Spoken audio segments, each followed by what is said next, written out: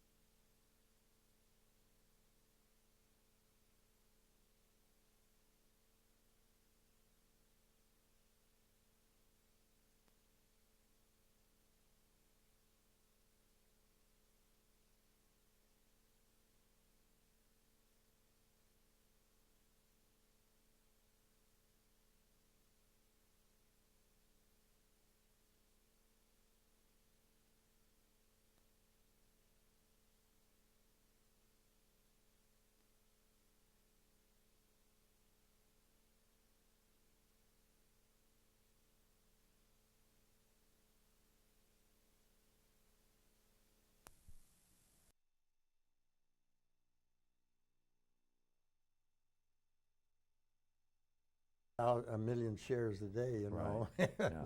Yeah. But that was a great experience. And then I had to go back to New York, and I found a job with what is now the City Corp. I see. But that in those days they could be in brokerage, and they sold bonds and stocks. Mm-hmm. Well, the government screwed that up. I mean, they passed the Glass-Steagall bill that put the banks out of business in that field. Uh-huh. And so then I was really looking for something like radio. Uh-huh. I was living at the time in what was known as Columbia Heights in Brooklyn, which was right across the Brooklyn Bridge from Wall Street. Mm-hmm. That's why I was living there. I could get to work in 10 minutes. And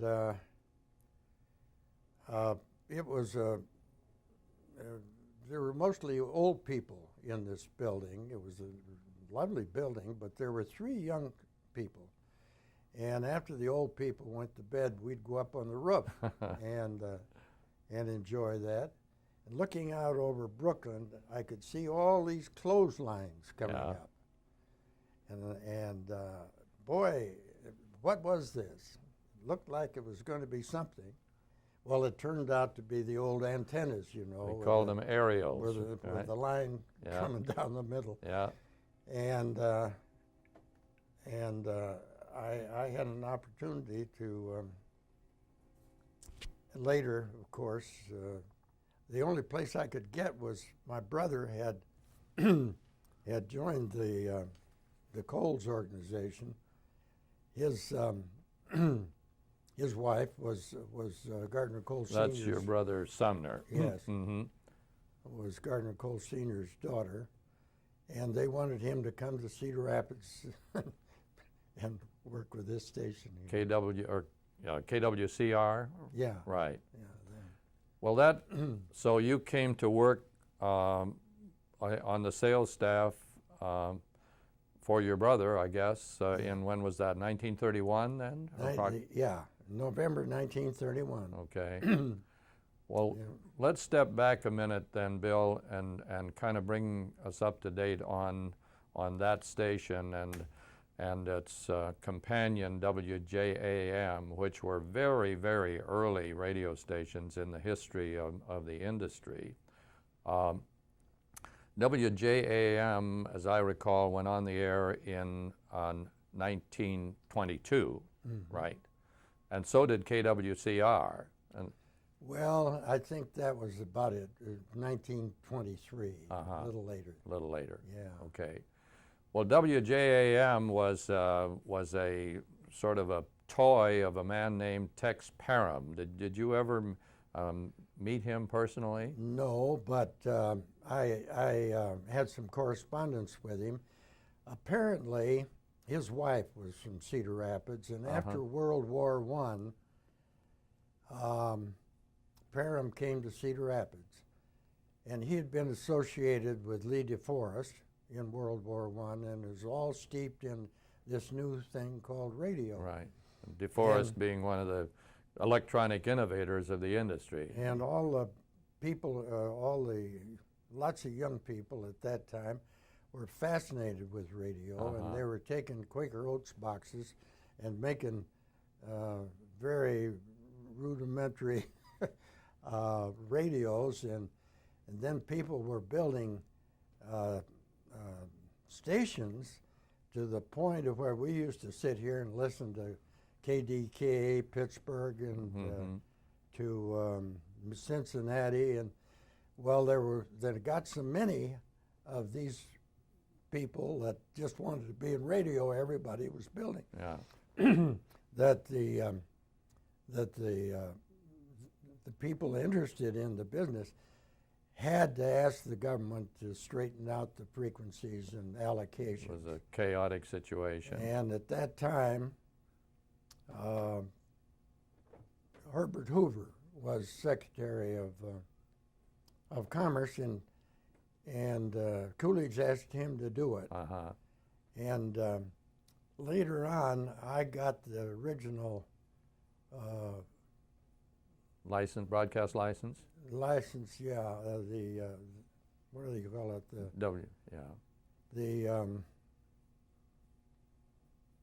The book that kept track of all their records. Yeah. I guess it was more a history than anything else. And I had heard that Hoover had sent Parham a telegram to get him started on the air. I tried to buy this book, finally did it, and they've got it out at WMT. But in the meantime, they didn't know what commercials were. Sure. They could get a little money from the light company and a little money from the Gazette and keep going. But Parham got a little sick of that. And I think it was in about 1926 or 27, he sold this pile of junk to Harry Parr, or Harry Shaw. Harry Shaw of Waterloo, who owned the Waterloo Morning Tribune. Right. So then this station became WMT. And there's a one of the helpers that helped Parham in those early days was a fellow by the name of Harry Parr. Harry Parr, okay. And so one day, after about a year of WJAM, they decided they'd build Harry. So why shouldn't he have one? Too, and that's where KWCR came in. Okay. But WMT, there's a wonderful story about how Harry Shaw got this license, or the 600 kilocycles. he was a real goer, and he was one of the first executives in Iowa that had a little plane, and he'd go down to Washington, and he had some buddies down there. One of them was Tam Craven, the engineer, young engineer, that later became a member of the FCC. And they were sitting around having their drinks one night, and Tam was saying, you know, I've discovered something. Those longer frequencies down there toward the bottom of the dial can go farther. He just mentioned that. Everybody at that time wanted to be in the middle of the dial because they were swinging around, and so they, you know, they felt that that would be the better location. Well, Harry Shaw came home and put his station on 600 kilocycles. Incredible. Well, the next time they were down in Washington, he was down in Washington with his pals, and he was telling Craven what a wonderful frequency that was. He's hearing from all over the country. And the lawyer, I've forgotten his name. There was this Craven, or Tam was the engineer. And the lawyer said, "You did what?" And he said, "Well, I got this thing on 600. And he said, "Boy, it's great." And he said, "Well, you can't do that. You're going to have to go back to your original." Well, he says, "Hell, I am. This is too good." Oh, he just went ahead and did it. He just went ahead and did it. Okay. Well, even in those days, Yeah. you know, the commission took a dim view of it. Right. And said that he'd have to go back, and Harry was keep insisting, "Well, go back, try to get him to." Well, they got so tired of seeing him over there that he said, "Oh hell, let those haymakers have it," and that's how he got 600 kilocycles. So then he formally did apply for it and got licensed on that. Well, he just did it. He just. And they finally accepted it. It was those rough and tumble days in the beginning. And again, for people who will be listening or seeing this, the significance of that 600 was that just immense, solid coverage. Oh yeah. Geographic market. If he did that today, of course, he'd throw him off the air tomorrow. But the results of that are, you know, people are still listening to WMT radio up in southwest Wisconsin and all over northeast Iowa through those habits that were established then. Well, old, yeah, Harry, he couldn't give that one up. He didn't. And that didn't. is a remarkable story. It really is. As a matter of fact, this desk was Harry Shaw's. Really? Yeah, this set of furniture. He was the editor of the Waterloo Morning Tribune. Yeah, and so that's why WMT. And he ran the newspaper and the radio station. And we never wanted to change it because it got so that the old stations were the ones that had, for the most part, were the ones that had the three-letter combinations, right. And that's what Mike Coles was after. Okay, well let's come back and connect up the KWCR, and your brother Sumner, who was managing for the Coles, and you were in the sales department, and they decided then that they were interested in this station in Waterloo with the big frequency, right? Yeah, that was. Did they they by that time understood the significance of that? Yes. Yeah.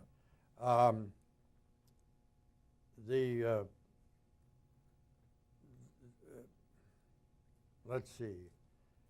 Mike, of course, was the son of the Gardner Coles Sr. who established the Des Moines Register, and the older son, John, had gone to Minneapolis and had gotten into the newspaper business like his father, and I think Mike was trying to establish himself in some line, and so he started buying little radio stations, and actually, this is another fact that you can't hardly believe. Um, Mike had to make an arrangement to take a station that was broadcasting religious programs in Boone and one in Fort Dodge off the air to get one good 100 water down here. And we finally got it up to about 500 watts, but Mike was always looking at this WMT that went to Waterloo. Right. And Harry finally sold it to him. I've forgotten. Yeah, I do. I remember. It was 1934. 34. Mm-hmm. Do you, by any chance, remember about what the price was?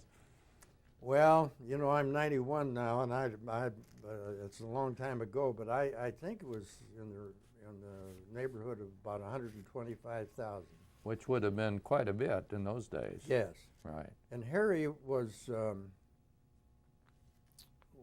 not particularly careful with money, and he knew his own problems, so we had him string it out over a period of years. Kind of an annuity. On purpose for the good interest rate. Mm-hmm. And then when he established that paper up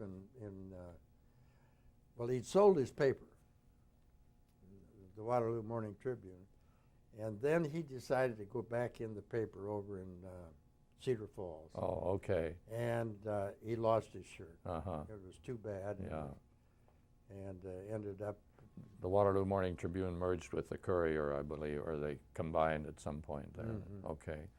Well, but a very flamboyant character in history. Wonderful character. Yeah. He was the first president of Iowa Broadcasters. Okay. And the fellow over in Marshalltown, I remember, electrical engineer. Well, he wasn't what we would think of. He was in regular contracting, you know. Yeah. And let's see, his KFJB. Oh, yeah. I remember. Uh-huh. Well, they were the operators on the first one. There was a problem in the legislature, and then there was another one that kind of faded out. And Luther Hill, who was then running the coal station in Des Moines. Okay. At that time, they had two of them. Oh, okay. They had, and later, of course, the FCC made him sell one of them. Uh-huh. But Luther was president, but that passed on too. These were Iowa Broadcaster Association organizations, right, that were predecessor to the, we're talking in 1994, to the current organization, which you were the first president of. Well, that was in as I recall it, 1953. 53. And by that time, we were a business. Yeah. And there were enough problems so that from then on, we've kept it going. So it's been an ongoing organization since then. Right. Yeah. Well, to sort of connect up your career then, you moved into the sales manager job at WMT. Yeah, in about 1940, I think it was. Or probably was a little earlier than that, Bill. Maybe. Yeah. So looks to me like because didn't you become station manager in 43? Yes. Right. Yeah, at the end of 43. At the end of 43. So at that point you were were managing WMT, which at that point was still just a radio station. Yes. It was before television. And owned by Coles until 44, I think it was. Okay. And that was the point at which the American broadcast stations became, is that when that ownership took place? As a matter of fact, Grant, the Delaware Corporation, American Broadcasting Company, was what bought WMT. They traded WMT for a station in Washington. Uh-huh. And later on, when the government insisted that RCA sell off either the red or the blue, and right. they sold off the blue. Sold the blue. Well, they didn't want to go around calling it the Blue Network. Right. And they came to my then boss, and he made a deal with them to use the Delaware American Broadcasting Company, which is now ABC. ABC. Wow. And then we became American Broadcasting Stations Inc. Okay. But you were the American Broadcasting Company prior to that, originally. So that's where that name came from. Yeah. That's an interesting sidelight. Yeah. Well, then you became executive vice president of the parent company, and that was. Now we're getting into the television era. We're beginning to. Yeah, you'll remember the freeze in '48. Yeah. We were all getting ready to get into the television business, but the few stations we had out here were all losing money. Yeah. And I remember trying to make a deal with Rock Island Argus. They were one of the original ones, and they were losing money. That's within the Quad Cities. Yeah. Yeah. In about 1949 or 1950. We never did it. They finally decided to hold on, which was wise for them. Sure. And then we finally got into the television business in '53. Well, you were the first station on the air in this market, Channel Yes. 2, right? Yeah, I remember that because we hurried our building a little bit, and I wish we could have done a little better job with it, but we were determined to get on the air. And you got, and at first. that time, Channel 7 was tied up in the dispute over the license. We were all tied up, and we just happened to get untangled. You were able to first. negotiate out of your entanglement, okay? Yeah. But that was, so did you go on the air then from that tower that's at Broadcast Park now? Yeah. That 500-foot tower? Yeah, And then later built the tower out at Walker on the Yeah. hill out there? right. Okay. Well, let me ask you this, Bill. When did you begin to sense, well, that this television thing was going to be as big as it, or did you sense it at that time? You said the early stations were losing money. It was a struggle. Did you have a vision for how important television was going to become? Because I know you did about a lot of other things. That the power of television still scares me. Still scares you. Yeah, it's something to conjure with, really. We could use it a lot better. Yeah. But after all, there's give and take, and the free enterprise system, in the final analysis, is in my opinion, the best.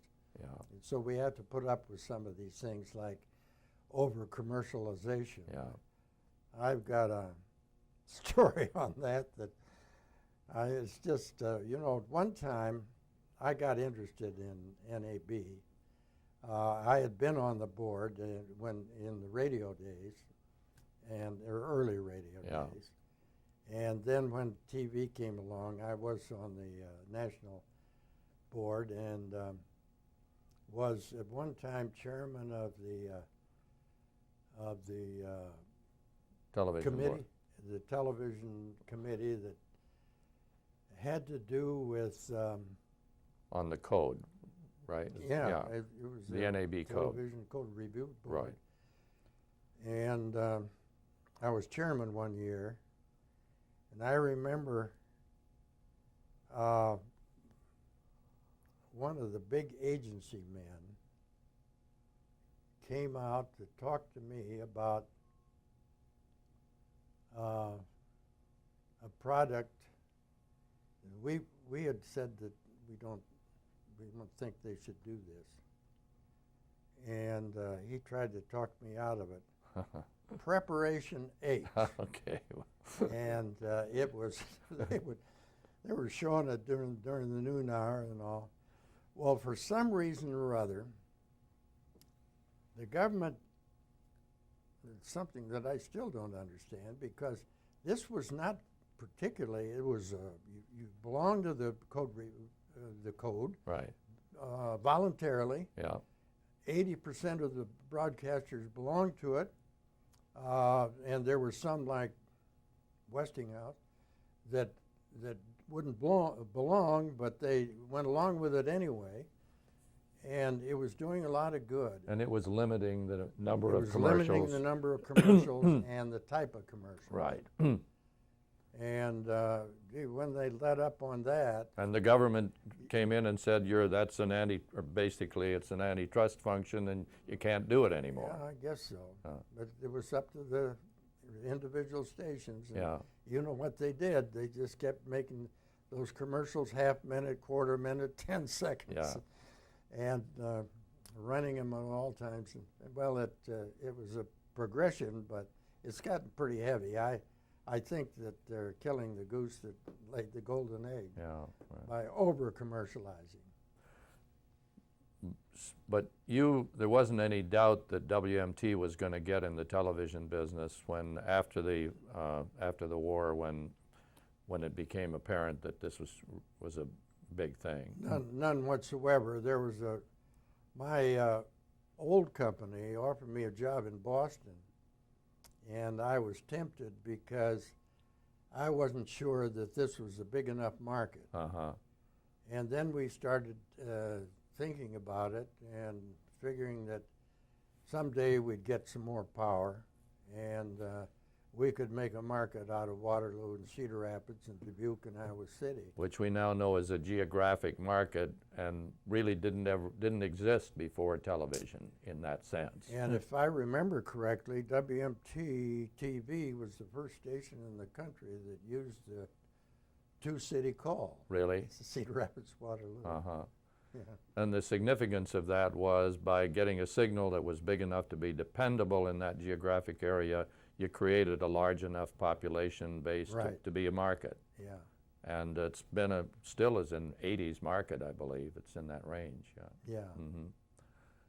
Yeah, so I was always pleased, but our little company had stations Washington to Honolulu at one time or another. Uh-huh. And I remember sitting out in Honolulu. My company had sent me out there, that was before I was the boss, Uh-huh. to decide whether we should build a television station, and if we decided to build it, whether we should keep it. In Honolulu, there's nothing around out there. Right. And you had 7 channels. Yeah. And the only cities, as you know, in the United States that could use 7 Vs, and that's what we used in those days, Mm-hmm. was Los Angeles and New York. Uh-huh. Well, out there could be 7 Vs because there wasn't anything around it. And no one, certainly I didn't, anticipate the growth Oh. that the Hawaiian Islands. Yeah. Later, well, what happened was that we did build a station, Uh-huh. and it had the ABC affiliation, and I decided to sell it. I see. But about 15 years later, they were selling those stations out there for 20 million, 18 million, and some of our local, well, not local, but regional people, I think, let's see, who was it? Lee Enterprises bought one of them, and somebody else bought the NBC station that, oh, I can't remember. Well. No, I can't. Well, you can't be prescient about everything, I guess. But now you combine these two, this new powerful medium of television with what was already a very powerful radio station, and for quite a long period, you're my former boss, so I remember some of this firsthand. That radio station was still the big gorilla in that arena for quite a while, into the 50s at least, wasn't it? Yeah, I remember going back to New York and talking about our representative there, you know, who sold nationally for WMT and a number of stations, And that I always felt that a good radio station would make a living. Uh-huh. But goodness gracious, since then the proliferation of radio stations has just been overwhelming. Yeah. And it's really changed the industry, hasn't it? Oh yes, much. Yeah. Yeah, you bet. But it was a great business. If I've done anything right, it was to be in the early days of commercial radio. Not back to the Marconi days, Yeah. but back to when they hardly knew what a commercial was. Yeah. And it started, as I recall it, with a musical clock. That idea, in the Mhm. morning, Yeah. putting 1-minute commercials in there, and working up from there. And those are the early days. And then in television in the early days, and then in cable in the early days. And those were the exciting days, the rough and tumble days of what do we do now thing. And it was a lot more fun, really, than when you go into an established business that all the paths have been laid out for you. Yeah.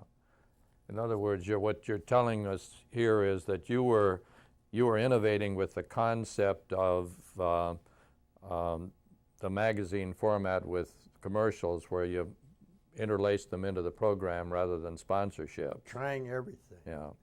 Mm-hmm. And doing that on radio early. Grant, people can't realize what radio was back even in the 30s. Yeah. Ken Hasty, who was my associate and later became manager of WMT Radio, Right. helped a friend of his by managing the theater building over here, where we were on the 7th floor. Mm-hmm. And when they tore out those studios that we had up there, they were built like great huge ice boxes with double room within a room, and they just had an awful time getting those things out. And there were 5 studios up there. Yeah. And people would say, "What did you do with them?" Yeah. Well, they forget that we didn't have records. Those orthophonic records Yeah. back in the early 30s were awful. Yeah. I mean, they weren't very good, and they did develop later those big platters that were pretty good. Transcriptions. But we have to depend on the networks for a lot of dance music and that type of thing, and create our own. Local programs. We had a staff.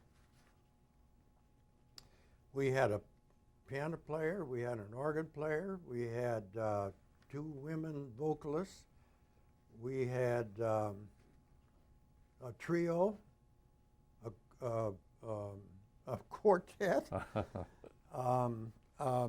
complete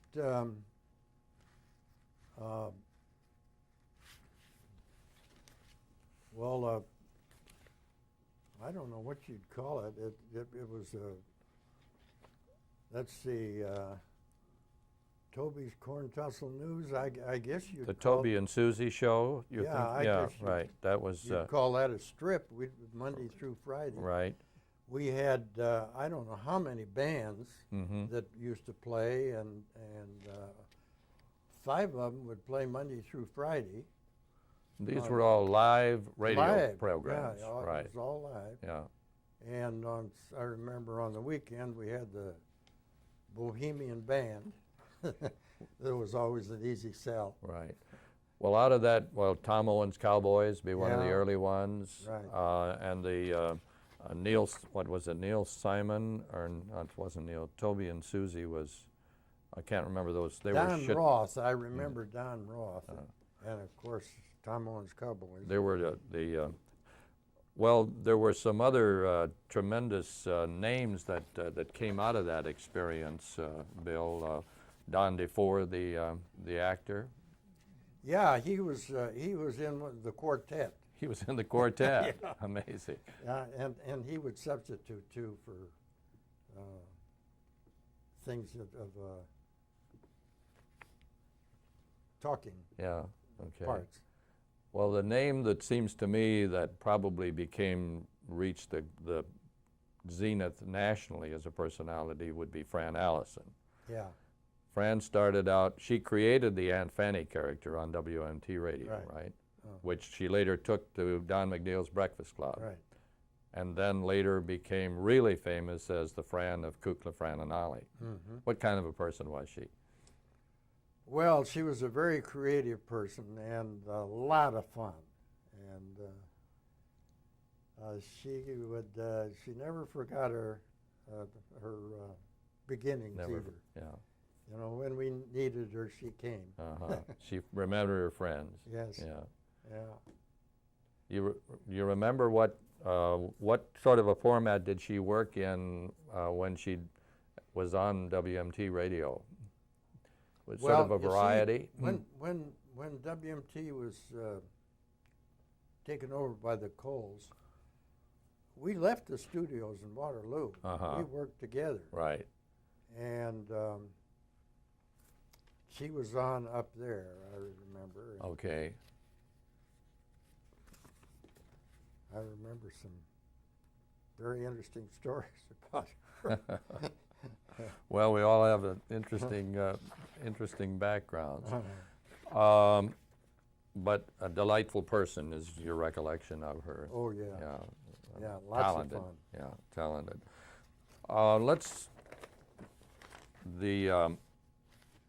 Another innovation, or I don't know whether you were totally original with it, was the man on the street concept in 1935, Art Shepard, later Benny Alder. As far as I know, Art Shepard was the first commercial man on the street program, Monday through Friday type.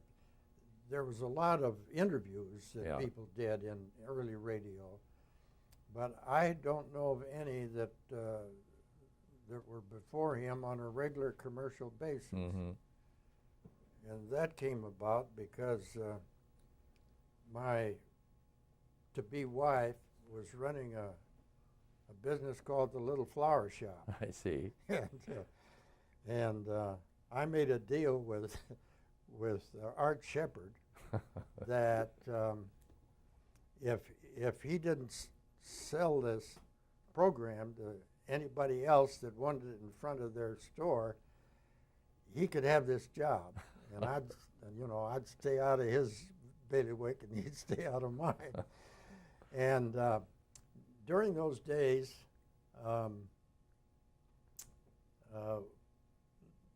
particularly on cold days, rainy days, there weren't very many people to talk to. I suppose. And we had a little group of people who we could call on those bad days, and one of them was Michael McElroy. Ah.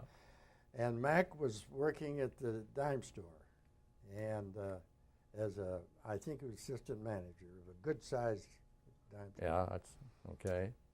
And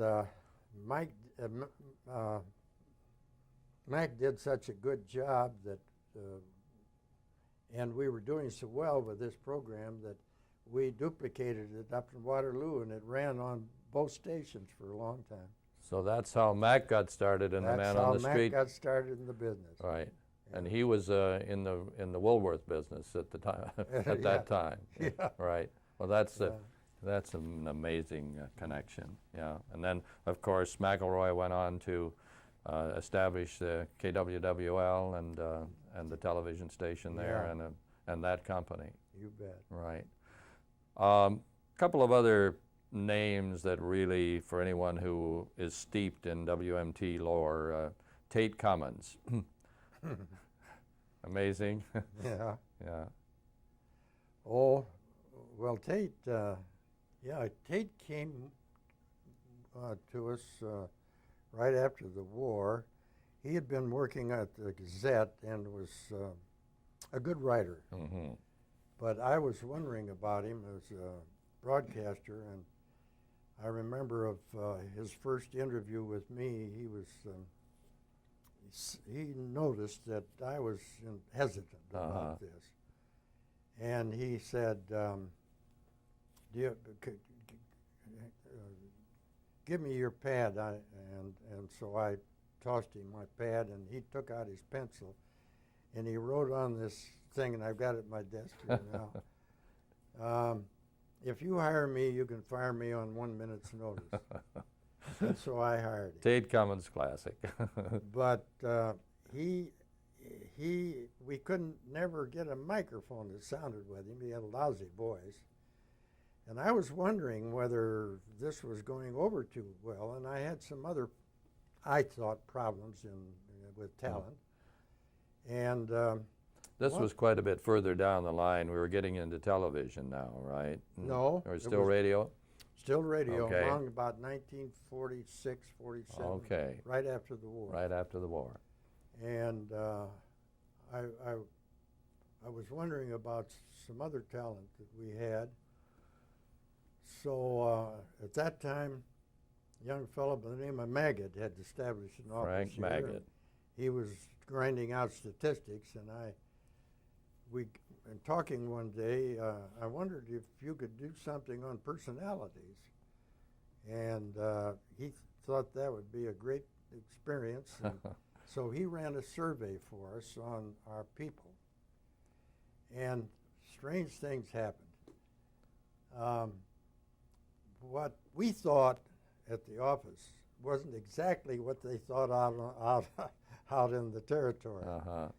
And Tate was, his star shined. Went off the scale. Yeah. And Bob Nance, I remember, his Bob was the farm director. Bob was the farm director at that time. And then there was Conrad Johnson. Ah, Conrad, you'll recall, always talked too much. yeah. Well, he And had a lot of weather to give. And we'd try to calm him down. And Conrad showed up beautifully, too. And, you know, so from then on, I didn't pay any attention to what I thought. I paid more attention to what they thought out there. To see what your constituency thought. The listeners. Yeah, right. Well, you're mentioning Conrad Johnson, and this does bring us into the television era. And again, I think there's some real edge-cutting management here, and that Conrad was one of the first meteorologist weather persons in the country. His background was Air Force meteorology, as I recall. Yeah, and he talked Collins into letting him try one of those things that they had in airplanes. Airborne radar. Yeah, and we put one up on the station, and it worked. It worked. He had a good offer one time.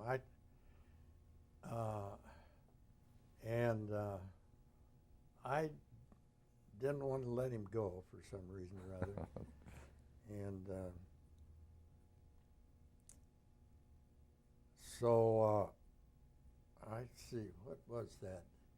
It was a salary thing, and he also wanted some equipment. And I said, well, I'll raise your salary, but I don't think we can stand that. I didn't really realize what the importance of the developments had been up to that point. And I said, but you can't have the money to buy the new whatever it is you want. And he said, well, then forget the salary and get me the equipment. Amazing. Well, of course, he got both. Yeah. Why don't you just stop it, Aaron? Is your We'll go back to Con. Is that? It looks to me like there's a little shadow on the front of his face there, Aaron. Maybe he. Is it okay?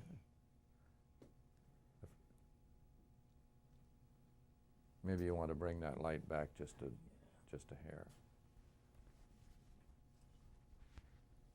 Yeah.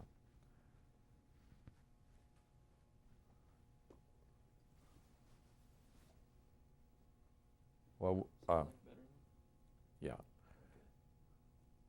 I'm going to just insert something here that I was going to put in at the beginning. You just stay on him. Okay, we're resuming an interview that I did with Bill Quarton in on August 8th of 1994, and Bill has been recounting some of his experiences in the electronic media business. And we were just talking about Conrad Johnson, the meteorologist on WMT-TV Channel 2, who decided he'd rather have equipment than money, which has got to be absolutely unprecedented in the television personality business. So what was the upshot of that, Bill? Well, he stayed, and he stayed on forever, you know. Yeah, stayed on till he retired. Until he retired. And he was a humongous factor in the WMT dominance of this television market. Yeah, he was a real dedicated chap. Yeah. And you can't beat that. He did weather with real credibility, and weather has always been important to people in this area. What was Bill?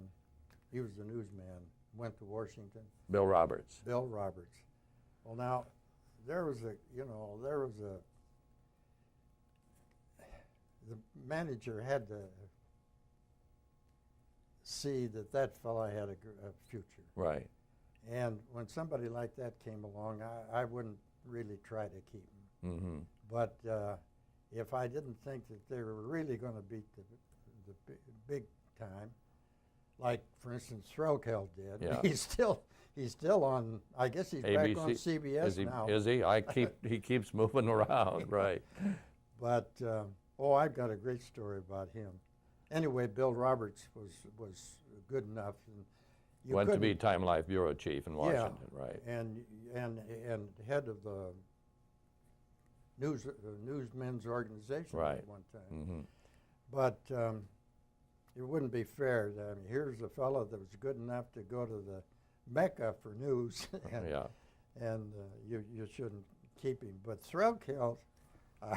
Now we're talking about Dick Threlkeld, who I hired as a newsman in would have been in the early '60s. Yeah. Right. And started, so it was his second job in broadcast news. Mm-hmm. Oh, go ahead with your story.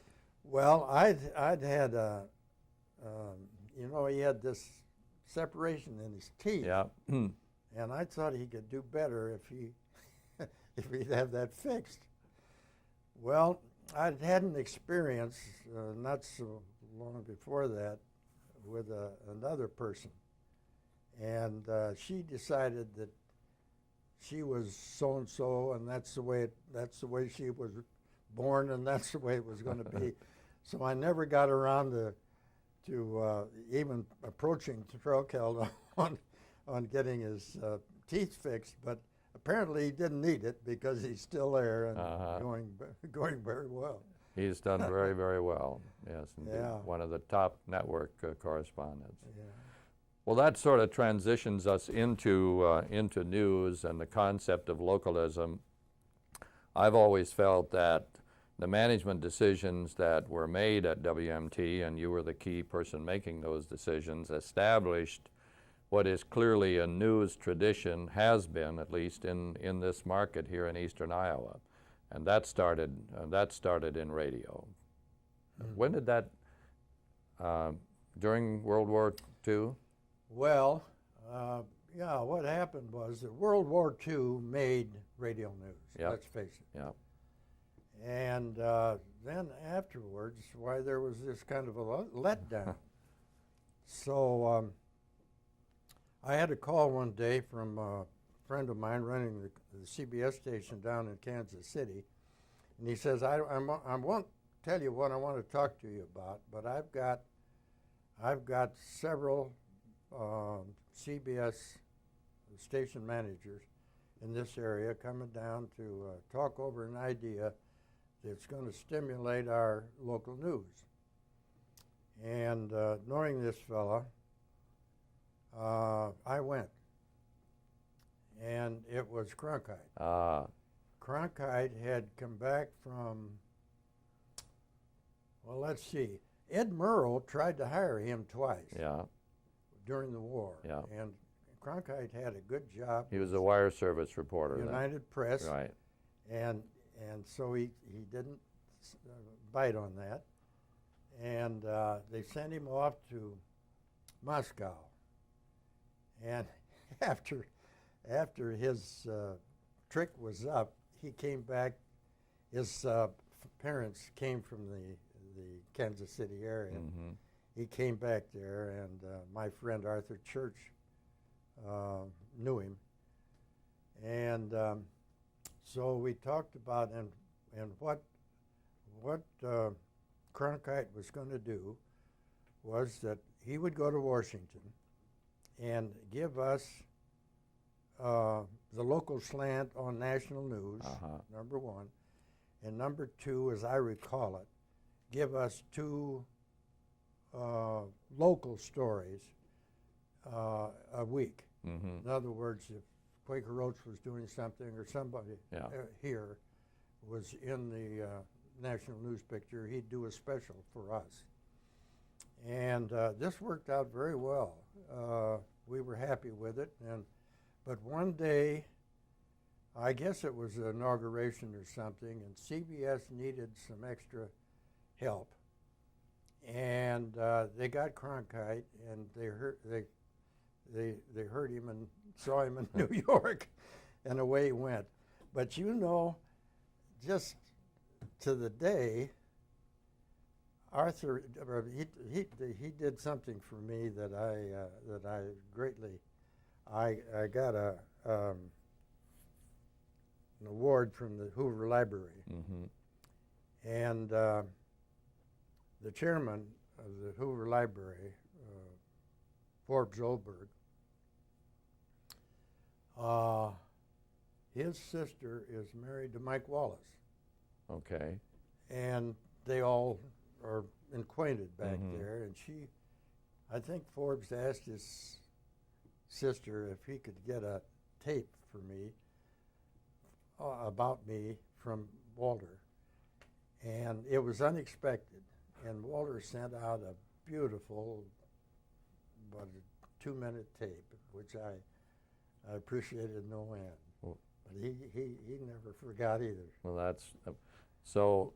Walter Cronkite, still America's most trusted newscaster, the premier anchor person of up to now in television history. Well, usually I didn't fight much about what people thought individually, but when anybody said that Walter Cronkite was prejudiced, that really got me up.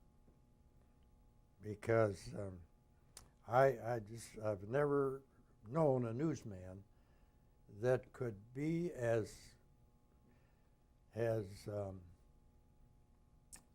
fair as that fellow. That's a wonderful comment, Bill. I remember one time, you know, the CBS, I was on their affiliates board, Right. and I was chairman once, and so I got Took a lot of heat. invited back. Yeah. And one time, as their custom was, they'd have one of their big personalities come, and it was Cronkite's turn. And in a jam session afterwards, with just a few of the managers, somebody asked him, we were talking about that very thing, about, you know, prejudices. Mm-hmm. in the Fairness, news. objectivity. Objectivity. Mhm. And one of the managers, he shouldn't have, because what he's doing with his money is his own thing. But he said, Walter, what do you do with your money? He says, I put every cent of my savings into U.S. government bonds. He says, nobody's going to accuse me of being in favor of prejudice toward General Motors because I own 50 shares of their stock. Amazing. So I don't know. Walter was a great one. Yeah.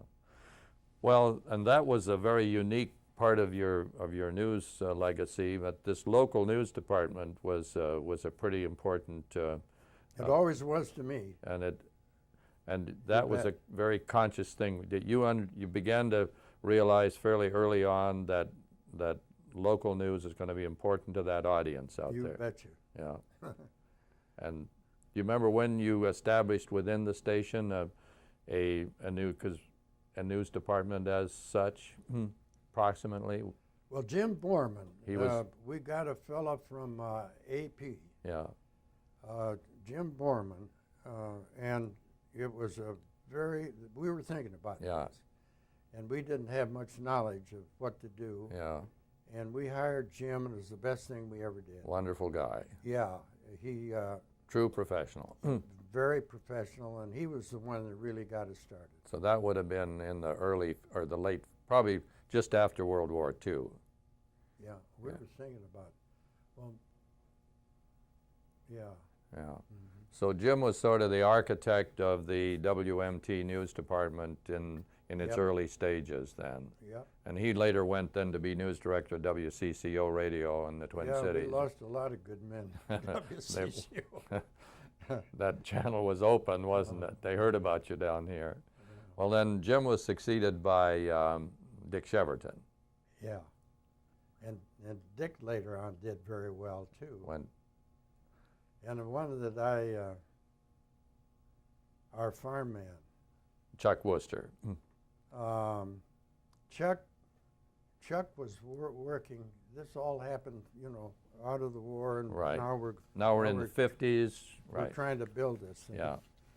And Chuck was working for CBS, Yeah. and it occurred to CBS finally that the cotton growers and the wheat growers had very little in common, and so they decided to knock that off, and we got Chuck. And you'll remember, I think when he was in that terrible accident, Yeah. we had to hire 2 or 3 people to take his place. Right. He was at that time he was farm director and news director. He was Yeah. right. That was Yeah, the and doing a couple of shows on the early Right. morning stuff at that. My recollection of Chuck Wooster is that he probably succeeded the best of anyone that I've known in getting through that microphone as a personality. Is that your impression Yeah. of his power? Yeah. Yep. He had that wonderful quality that few people have. Yeah, he was Terrible loss. yes. Yeah. Well, let me again, many of the things that we've been talking about in the way you did things and the way you constructed them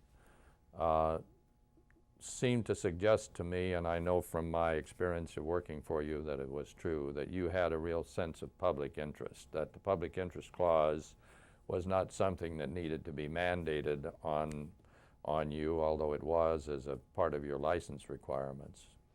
Yeah, any manager of a broadcast station that doesn't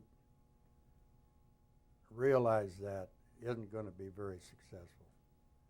You've got to be part of the community way up to the hilt. And that sometimes is the difference between success and the also-ran station. And that's more and more difficult to find with the changes in the ownership structure of broadcast properties. Yeah, that thing, it's you see it in all kinds of businesses when the big ones take over. They even in the banking business, you've got you lose something when you lose that local feeling, the connection with the community.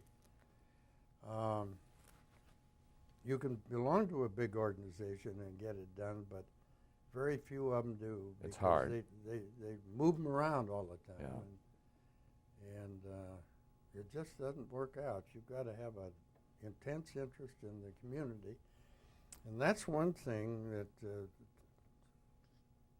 so many people miss in not keeping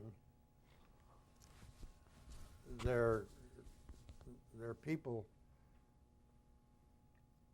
Well, they change them too often. The on-air people. Yeah, Right. yeah. The audience likes to get used to personalities, especially if they like them. You bet. Right. Yeah. Yeah. They like to feel that they know them. You bet. And Conrad was a good example of that. Oh yeah. Yeah. It made a difference, you see, when Conrad and both Tate Cummins, they were always talking someplace around the country. Yeah. Right. And making Appearances. friends and appearances Yeah. around the country. Let's take it up to the other end of the line. In your CBS, you was a very important part of your experience. Mhm. I believe the station affiliated. There was maybe a short CBS affiliation early on back in the KW Harry Shaw days. Harry Shaw days. Mhm. Then it was dropped, and then it was picked up again somewhere around 1940. They were charging in those days. CBS was charging in those days, and Harry Shaw just couldn't pay it. Uh-huh. And the Depression was on, and he couldn't pay it, and he dropped it. But we finally got it back again. And Oh, I've forgotten. that doesn't matter. It was I think it was somewhere in the 40s. Yes, it was. But that was a very important Early 40s. early 40s. Very important association then. Yes, and I think about that a great deal. There's another CBS at that time became the Go ahead and take it. Mm.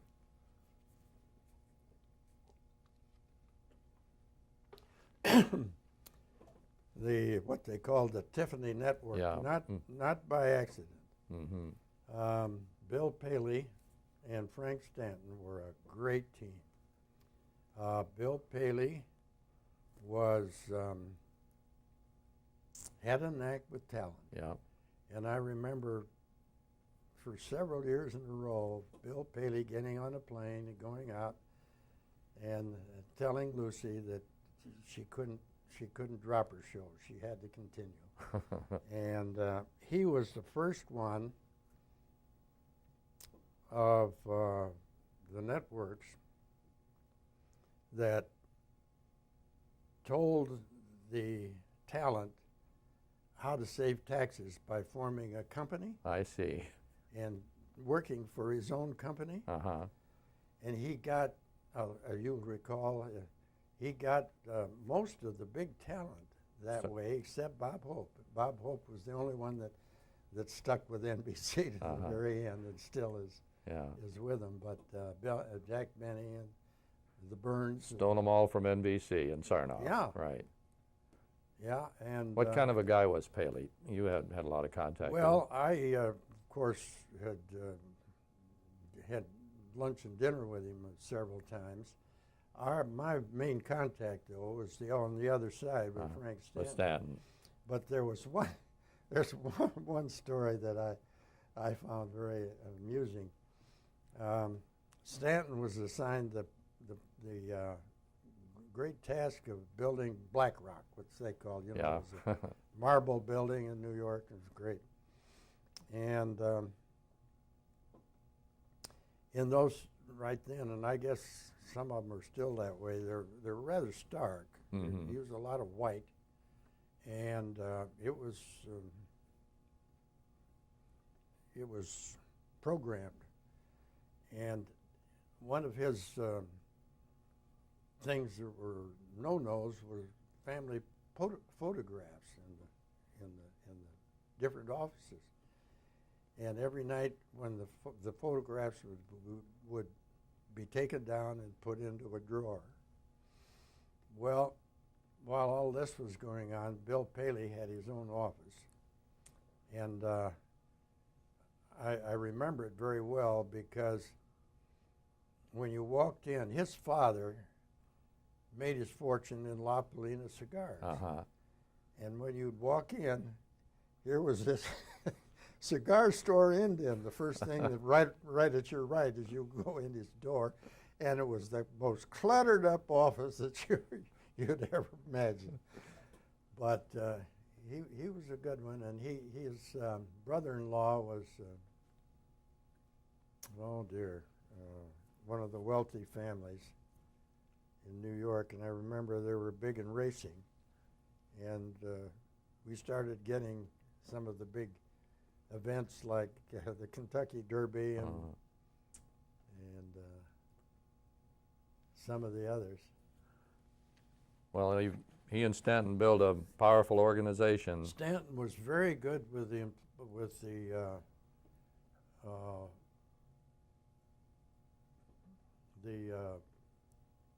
affiliates, and very good in Washington too.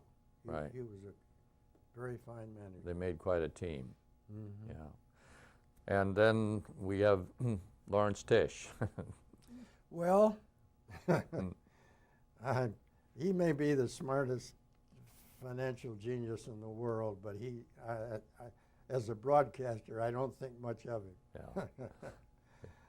I think he'd do well to turn it over to Barry Diller, but that didn't work out. So. No.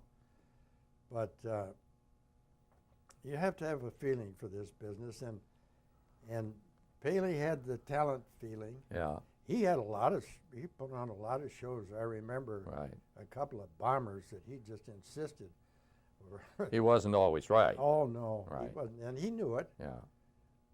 Well, he was right about news too, Bill. I mean, that was another area. I mean, he brought that CBS News organization. I still personally believe was the finest news organization in its heyday that television has seen. But it was a kind of a game with him. He'd lose on one show and come up on another. And Camelot, Yeah. that paid for a lot of shows that didn't work out. Sure. Right. Did you ever meet Sarnoff? No. Well, just shake hands. Yeah. I can't say that. I met David one time, but, the son. David, the old fellow's name was David. Well, he would have been on the, your association was very much with CBS. Well, Bill, you've been very generous with your insights and your recollections, and we're sitting here today in 1994 getting ready to get on the information highway. I guess we're partway up the on-ramp somewhere along the line. And how do you feel about cable has come along? You were in the cable business, maybe still are, I'm not sure. Well, we were, well, the way this happened was that we owned a station up in Duluth, a radio station, and we were about to build a television station. And there isn't anything really around Duluth and Superior. And there's a little town out a little ways, Grand Rapids, nice little community. And one time I was up there, and my manager said, there's some people over in Grand Rapids that can't get any television, and what do you think? Maybe we can extend our listening out there a little bit if we could get into that thing they call so he and I went over there and talked to these people, and CATV. CATV, yeah. And they said, well, we've got this cable license, but we don't know what to do with it. I see. And so, well, I said, we know what to do with it. And so we got into it. And it worked pretty well. And then we went on to some others like Virginia and Evelyn. And we also were having problems in Lou Van Ocean's hometown of Fairfield. Okay. So we put money in down there. Well, when we were forced to sell the company, we sold that with them. And knowing that experience up in northern Minnesota, I had a very clear idea of what the value of satellites were. And 6 years later, after I'd retired, 6 years, satellites came along, and we couldn't resist it. Lou and I had to get back in the business in a small way. And we had a number of franchises here in Iowa. I had a lot of fun. And the satellites, of course, enabled you to ship in programming at far less cost. Yeah, that made cable. And that's what made cable what it is today. Yeah. Well, you've had your hand in almost all of it. Well, it's been fun, as I say. Those early days in those media. Yeah. Well, and you mentioned a name here that we haven't mentioned up to now. Your longtime friend and business associate, Lou Van Ostren, who we lost here just within this past year. And a wonderful Yeah, that's guy. quite a loss to me. Louis was a lot of fun to be around. And in addition, something more important, when you gave him a job to do, he did it. Yeah. And you could depend on it. And so that was a great boon to me. Yeah, and left quite a void. And Yeah. right. Yeah, And Lou made a real contribution to a lot of the things that we've talked about in the building of the WMT stations over those years. I tell you, I might add a story about how the Iowa broadcasters got that fund started, their little foundation. When I retired in 1968, my attorney said, now, if you want to give some money away and have the government help you pay for it, this is the time for you to do it. And you sell the business. So I put a little sum away of $250,000. And he did caution me that at that time, he said, you know, the government's not going to let you people get by with this very much longer. They're going to kind of make it tough for you. So I don't know whether this is going to work or not, but then we'll face it when we get to it. Well, the government has made it so tough for little foundations to operate that it doesn't make sense. So I decided that I'd give that to the Iowa broadcasters if they would put up $1 for every $2 that I had put up, which they did.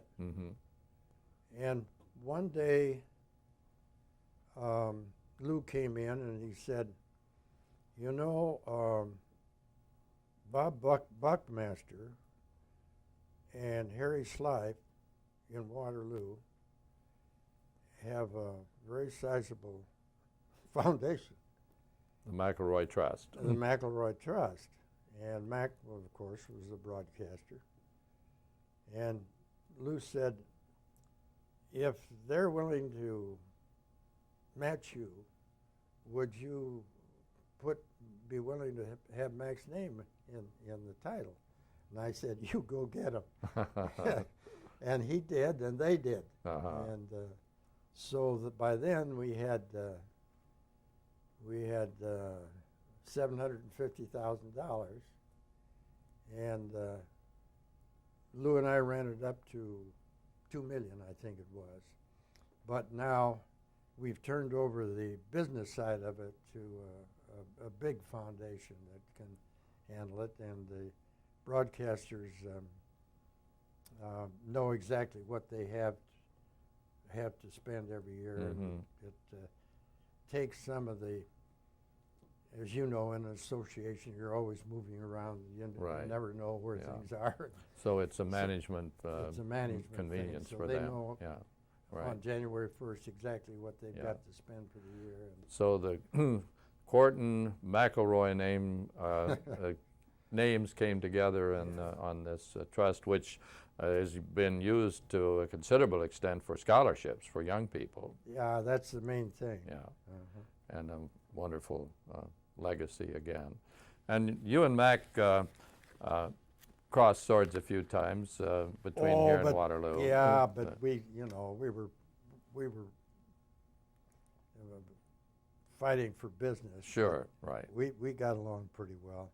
The same thing with Bob Buckmaster. The Yeah. only thing, Bob was really upset with me because I kept him from moving his tower a little closer to Cedar Rapids.